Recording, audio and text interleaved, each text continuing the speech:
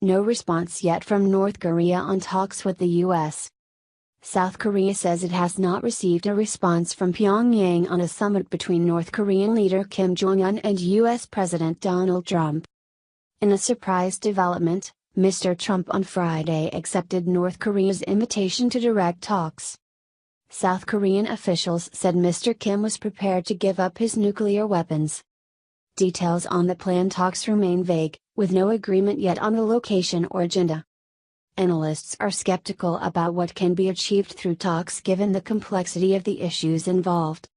We have not seen nor received an official response from the North Korean regime regarding the North Korea-US summit, a spokesman for the South Korean Ministry of Unification said on Monday. I feel they're approaching this matter with caution and they need time to organize their stance. South Korean officials who spoke to Trump are now on the way to China and Japan to brief the leaders of each country on the upcoming talks. South Korean President Moon Jae-in's top security advisor, Jong-un, is scheduled to meet Chinese President Xi. Meanwhile, Soo-hoon, chief of the intelligence agency, is headed to Tokyo to speak with Prime Minister Shinzo Abe.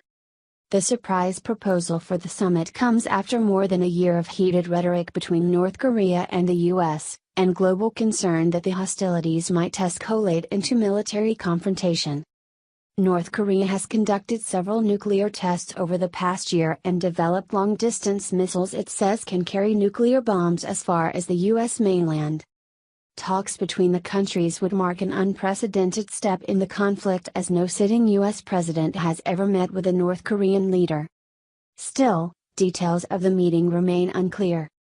Pyongyang probably wants to wait to see how the offer was received in Washington, Andrea Abrahamian, research fellow at Pacific Forum CSIS, told the BBC. There's already been a bit of confusion in the messaging from the White House, so it probably makes sense to get some of the ground rules established before go public with it, Mr. Abrahamian said. If the summit goes ahead, Mr. Trump is expected to meet the North Korean leader by the end of May, while the two Koreas will hold separate talks ahead of that. Observers are divided on whether talks could pave the way to Pyongyang giving up its nuclear ambitions or whether North Korea is merely seeking a propaganda win and a break from years of crippling international sanctions.